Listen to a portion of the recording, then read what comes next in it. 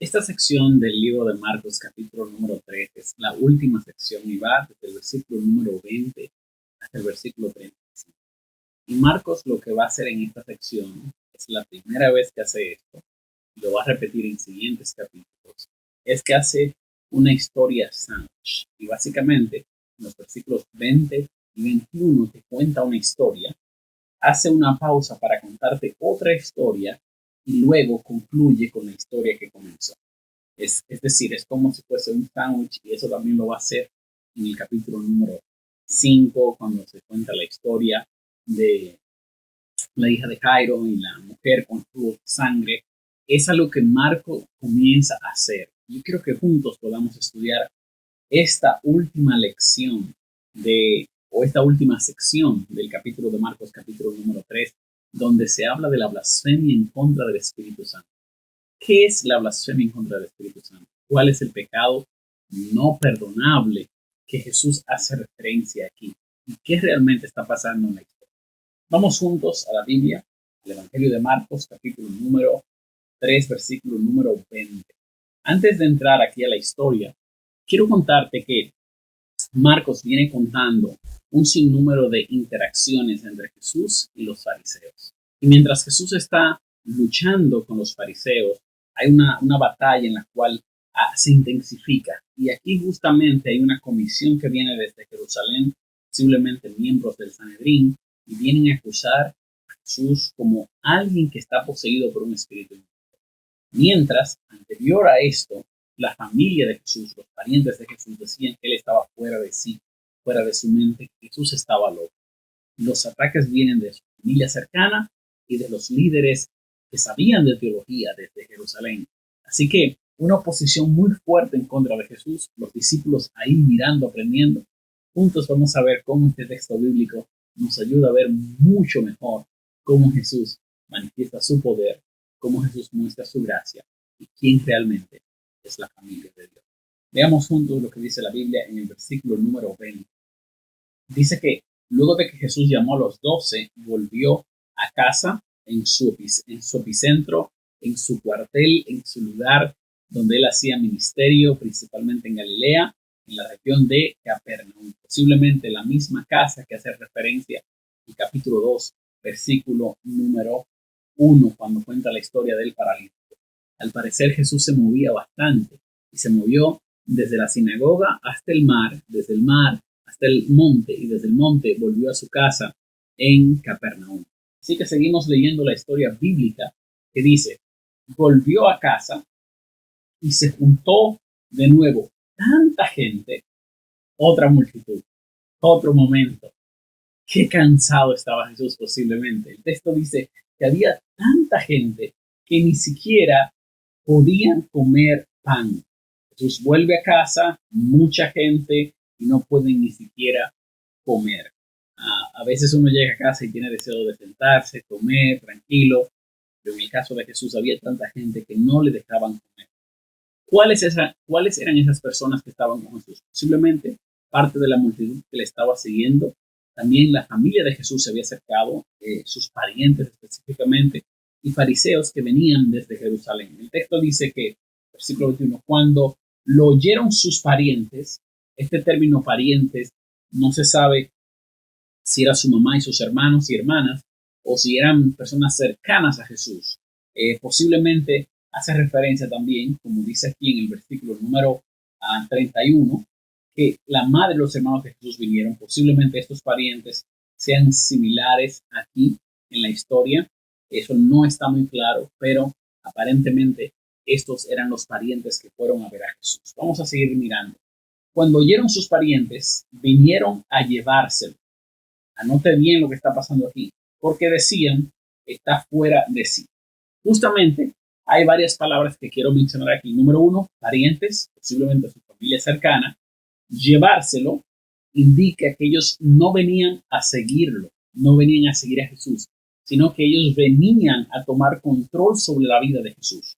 Su familia se acercó no para seguirlo, sino para controlarlo y tomarlo como sinónimo de protección. Y yo hice una pregunta en mis notas que quiero compartir contigo. El texto dice que ellos venían para llevárselo porque él estaba fuera de sí.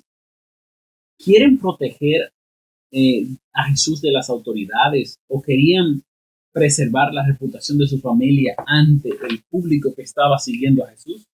No sabemos exactamente la razón, pero esta familia de Jesús no vino a seguir a Jesús. Y dice la Biblia en el Evangelio de Juan que algunos de la familia de Jesús no creían en Jesús. Posiblemente estos parientes que vinieron a llevárselo, que hablan de que Jesús está fuera de sus cabales, de su mente, no creen en Jesús directamente. Entonces Marcos hace esta introducción en estos dos versículos, 20 y 21, y deja la historia hasta ahí. No dice más nada. Inmediatamente hace un pero para cambiar la dirección hacia otra historia. Y aquí comienza el queso del sándwich. Aquí comienza la parte del centro. Luego él va a hablar de esto en los siguientes versículos 31 al 35. Vamos a pausarlo por un momento.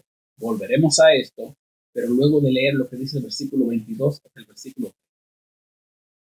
Pero los escribas que venían desde Jerusalén, que habían venido desde Jerusalén, decían que tenía a Belcebú. Es un nombre diferente, un poquito diferente al nombre que se conoce del Antiguo Testamento, pero básicamente ellos estaban diciendo que Jesús tenía un espíritu inmundo, que Satanás estaba controlando a Jesús y que porque Satanás, Belcebú, controlaba a Jesús, príncipe de los demonios, él los podía echar fuera de los demás, porque aparentemente Jesús había libertado a alguien de un espíritu inmundo y ellos están estableciendo que Jesús los echa fuera porque Jesús está asociado con Satanás y Satanás a través de un espíritu inmundo opera en Jesús para que Jesús saque los demonios de la gente. Ahora Jesús va a dar una respuesta. Luego Jesús va a explicar la razón de su respuesta y luego le va a dar un consejo, una exhortación. Vamos a ver qué dice el texto bíblico de cómo Jesús manejó esta situación. En medio de todo esto, recuerden que los discípulos recientemente fueron llamados. Parece haber una conexión entre los eventos. Los discípulos son llamados, viene el ataque de Jesús y ellos están viendo cómo Jesús maneja esta situación. El texto bíblico dice que la familia de Jesús vino a dar falsas especulaciones y también escribas que vinieron desde Jerusalén están dando falsas acusaciones y ellos con estas acusaciones van a ir en contra de Dios y en contra de lo que Jesús realmente representa. El texto dice que Jesús los llamó y les dijo en parábola.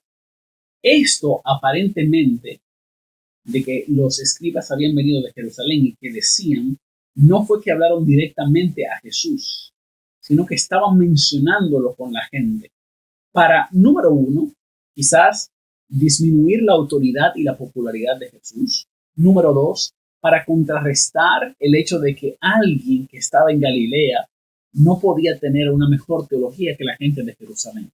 Usualmente, para venir desde Jerusalén hasta Galilea implicaba descender. Y ese descender no solamente era un descender físico. En la mente de estos ortodoxos de Jerusalén, la gente que tenía la gran sabiduría, era también un descender donde hay menos conocimiento. Ahora, ellos descienden, no hablan directamente a Jesús, sino que comienzan a disminuir la presencia de Jesús con sus palabras y básicamente diciendo que lo que Jesús hace, lo hace porque tiene un espíritu inmundo. Jesús en su inmensa sabiduría los llama, les dice, vengan acá, y comienza a contarle parábolas. La definición de parábola, si no sabes, si no conoces, es una pequeña comparación ilustrativa. Va a ser una ilustración, Jesús, breve, para aclarar o enfatizar un punto sobre palabras que él estaba diciendo. Jesús era un maestro haciendo parábolas. Y justamente el capítulo 4 que vamos a estudiar es Jesús haciendo un sinnúmero de parábolas. Casi 30 versículos donde Jesús habla continuamente de parábolas. Aquí Jesús dice lo siguiente. Lee conmigo, por favor, lo que dice el texto bíblico. El texto bíblico dice, muy interesante, ¿cómo puede Satanás echar fuera a Satanás? Si un reino está dividido contra sí, tal reino no puede permanecer. Esa es la primera forma en la que Jesús explica o responde a los escribas que vinieron desde Jerusalén. ¿Cómo Satanás va a tener un reino en el cual él está en contra de sí mismo, expulsando espíritus inmundos? Eso habla de un reino dividido. Y eso va a hacer que su reino no permanezca. Satanás no es tan tonto como ustedes creen. Él no tiene un reino dividido, él tiene un reino unido para atacar y destruir al ser humano. En el versículo 25, Jesús comienza a explicar esta división y dice, y si una casa está dividida, eso es una ilustración para explicar este punto. Si una casa está dividida contra sí misma, tal casa no puede permanecer. Le da el contexto de una casa. Esto es una parábola, una ilustración del tema de Satanás estando dividido. Una casa dividida no puede permanecer. Versículo 26. Y si Satanás se levanta contra sí mismo, significa que cuando él se levanta contra sí mismo se divide. Entonces no puede permanecer y ha llegado su fin. Justamente esto es lo que Jesús quiere enfatizar al decir que Satanás no está en contra de Satanás. Satanás en su propia casa no está dividido y que Satanás no se va a levantar en contra de sí mismo porque él no es un tonto. En el versículo 27, ahora Jesús cambia un poquito y da otro ejemplo de alguien viviendo dentro de una casa. Él dice, nadie puede entrar en la casa de un hombre fuerte y saquear sus bienes si antes no le ata. Solamente así podrá saquear su casa. Y básicamente lo que Jesús está diciendo aquí, miren, yo soy el ladrón que viene a robarle las vidas a Satanás, que él ha estado controlando por mucho tiempo. Satanás es el que domina este mundo y yo he venido a quitarle ese reino para establecer el reino de Dios. Y lo primero que yo tengo que hacer es atar a Satanás, libertar los corazones de Satanás para que el reino de Dios pueda nacer en ellos. Eso es lo que Jesús está diciendo aquí. Jesús está diciendo, mira, en la vida real, el ladrón no es ayudado por el dueño. Es decir, Satanás no va a venir a ayudar a Cristo para él salir fuera. Eso es ilógico. Así que básicamente Jesús está dando una explicación bastante puntual con estas ilustraciones. Y él dice, versículo 28, os aseguro que todas las personas les serán perdonados todos los pecados y todas las blasfemias, cualesquiera sean. Aquí Jesús habla de la oportunidad que cada individuo tiene de reconocer el reino de Dios que él quiere establecer en el corazón humano. Y que aunque hayan cometido pecados, aunque hayan estado bajo el dominio de Satanás, si estas personas buscan el perdón de Dios, Dios los va a perdonar, independientemente de cuáles sean sus pecados, independientemente de la forma en que hayan blasfemado en contra de Dios. Ellos van a ser perdonados, cualquiera sea, dicen. Pero en el versículo 29 hay un tema que es muy importante, porque mucha gente habla sobre este tema, acerca de la blasfemia en contra del Espíritu Santo. El texto bíblico dice, pero quien blasfeme en contra del Espíritu Santo no tiene perdón jamás, sino que es preso, es reo de pecado eterno, porque ellos habían dicho, tiene un espíritu inmundo.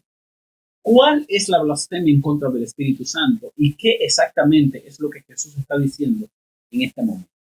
Jesús básicamente está diciendo algo muy importante acerca de negar el poder del Espíritu Santo en la vida del ser humano a través de Jesús.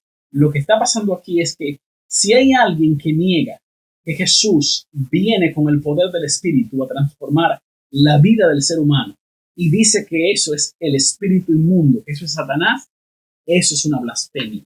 Es básicamente, y aquí tengo algunos apuntes que quiero compartir contigo. Número 1, negar la actividad del Espíritu Santo, del Espíritu de Dios en el ministerio de Jesús, era considerado blasfemia por Jesús. Por lo tanto, es negar el trabajo del Espíritu Santo para transformar al ser humano y llamarlo al Espíritu Santo un espíritu inmundo.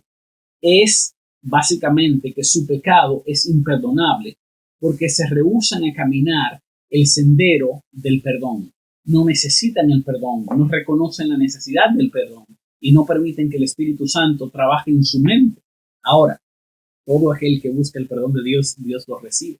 Porque justamente ese es el mensaje que vamos a leer en los versículos 35, porque todo aquel que hace la voluntad de Dios, ese es el hermano de Jesús, la hermana de Jesús y la madre de Jesús, es la familia de Jesús, no de sangre, sino por voluntad, porque hace la voluntad de Dios, por voluntad del Espíritu.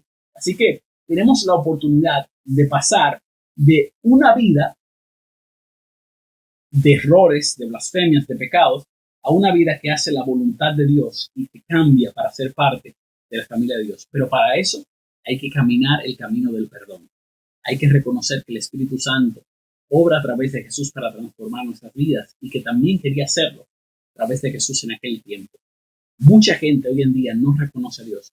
Mucha gente hoy en día ignora el trabajo del Espíritu Santo. Mucha gente no pasa tiempo con Dios y no deja que el Espíritu Santo le hable. Son intolerantes a la voz del Espíritu Santo. Vivir una vida así definitivamente te llevará a un rechazo continuo de Dios y llegará a un punto en el que no vas a poder reconocer la voz de Dios y en ese estado de pecado puede que ya no tengas oportunidad en la presencia del Señor, no porque Él no quiera dártela, sino porque tú no puedes recibirla porque has cerrado tu corazón. La invitación es que abras el corazón para recibir a Dios en tu corazón y que Él pueda, junto contigo, caminar el camino del perdón para que hoy puedas renovar tu vida en el Señor y que el Espíritu Santo continúe obrando. Él cierra este capítulo o esta sección en el versículo 30 y pasa a hablar acerca, y este es Marcos, acerca de la madre y los hermanos de Jesús. Es como que retoma la historia anterior, cuando los parientes vinieron donde Jesús y querían tomarlo y querían decirle a todo el mundo, mira, él está fuera de sí, vamos a protegerlo, dennos a Jesús, traigan a Jesús aquí donde nosotros. Dice que entre tanto, mientras todo esto pasaba, llegaron la madre, los hermanos de Jesús, algunas Biblias dicen también hermanas de Jesús, y como se quedaron fuera, enviaron a alguien para llamar a Jesús y decirle, por favor, díganle a Jesús que nosotros estamos aquí, la madre, hermanos y hermanas. Entonces, la gente que estaba sentada alrededor de él le dijo, mira, tu madre, tus hermanos, tus hermanas están fuera y te buscan. Él respondió, ¿quiénes son mi madre y mis hermanos? Y esta es una nueva definición que Jesús está dando de la familia. Pero recuerda que esta familia le llamó a Jesús que estaban fuera de sí. Algunos de ellos no creían en él. Y Jesús ahora redefine la familia espiritual y él dice, mira, y este es un tema muy delicado, porque para seguir a Jesús muchas veces tenemos que dejar la familia. No porque la familia haya que dejarla, sino porque hay familias que no están en Jesús, no tienen a Dios en primer lugar, viven una vida de pecado. Y a veces, incluso nuestra familia más cercana tiene que quedarse de lado para poder seguir a Dios. Y ese es un tema muy difícil porque duele. Y sé que es muy difícil. Quizás alguien está pasando por esto. Yo te animo a que tomes fuerzas en el Señor y que entiendas que tienes una nueva familia cuando buscas la presencia del Señor. Y gente que ama al Señor estará contigo en el camino de la vida. Te pido a Dios que encuentre a esa familia que tú necesitas para continuar caminando el reino de los cielos. El texto dice que Jesús dijo, ¿quién es mi madre y mis hermanos? Y mirando a los que estaban sentados alrededor de él, él les dijo, estos son mi madre y mis hermanos. Todo aquel que hace la voluntad de Dios es mi hermano, mi hermana y mi madre. Jesús invita a que las personas hagan la voluntad de Dios. Jesús quiere que tú puedas hacer la voluntad de Dios porque somos hijos de Dios. Y aunque tenemos una familia biológica, aquí Jesús está diciendo, mi familia biológica me llama loco. Algunos no creen en mí, pero estos que están aquí, estos que están conmigo, están haciendo la voluntad de Dios. Esta es la familia que Dios me ha dado. Y una familia que Él iba a ayudar a preparar. Los discípulos, está hablando de aquellos que iban a predicar el mensaje, aquellos que Él ayudó para que juntos representaran el ministerio de Dios aquí en la tierra. ¿Fue difícil al principio para ellos? Claro que sí. ¿Se equivocaron? Claro que sí. ¿Jesús los perdonó? Claro que sí. Y también les dio la oportunidad de ser los fundadores de la iglesia cuando ellos predicaron el mensaje de Dios. La familia quiere tomar el control de Jesús en este caso. Jesús no les permite eso. La familia de Jesús es quien hace la voluntad de Dios. La familia biológica de Jesús se oponía al plan de la voluntad de Dios para él. Pero él sabía que su nueva familia eran aquellos que estaban siguiendo la voluntad de Dios. Y yo creo que aquí hay una gran lección para nosotros. 3 lecciones de esta sección. Número 1, oponerse a Jesús te trae perdición. Es oponerse al Espíritu Santo y puede llevarnos a un estado de pecado en el cual no podamos reconocer la voz de Dios ni el llamado del Espíritu Santo en nuestra vida.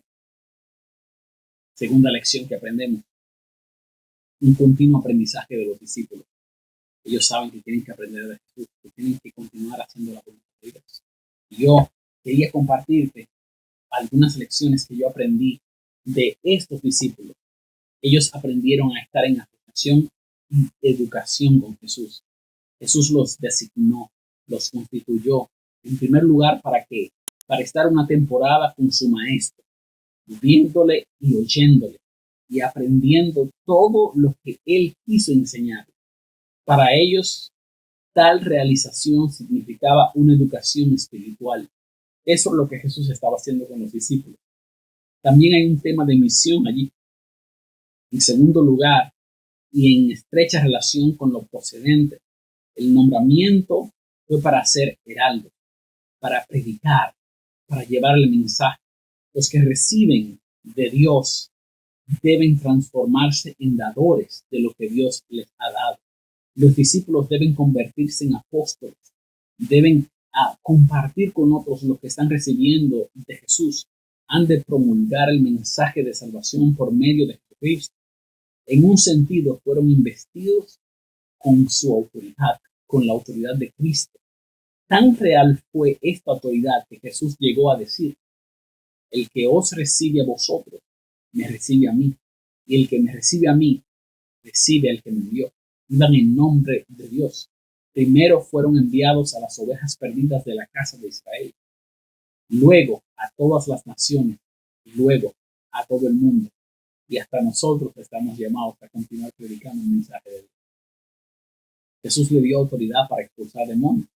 En tercer lugar, Jesús les designó para tener autoridad, el derecho y el poder para expulsar demonios. Tocante a la posesión demoníaca, nosotros hablamos en el video anterior, y restablecimiento del cuerpo. Yo también hablo de la sanidad, de preservar el cuerpo y de cuidarlo, prevenir las enfermedades. Tanto la curación como la resurrección estaban incluidas, según vemos en Mateo capítulo 10, versículo 8. Pablo, que ejecutó muchos milagros, los discípulos, Pedro, Dios obró de manera maravillosa a través de los discípulos y ellos estuvieron en un continuo aprendizaje. Y el texto termina redefiniendo la familia. Somos parte de la familia de Dios. En este capítulo 3 aprendemos que, número 1, Jesús tiene el poder para sanar a aquellos que tienen manos atrofiadas de enfermedades. Jesús tiene precaución cuando hace eventos. Jesús eligió a personas que estuvieran cerca con él para que aprendieran. Por último, aprendimos cuál es la blasfemia en contra del Espíritu Santo. Cómo a veces la familia biológica no está tan cerca como desearíamos. Pero Dios nos da la oportunidad de tener una familia espiritual que nos ayuda a caminar juntos. Si hay alguien que ha sido de ayuda espiritual para ti, envíale este video y recuérdale cuán agradecido tú estás, porque esa es tu familia espiritual que caminará junto contigo. Nos vemos en el capítulo 4 y que el Señor te bendiga.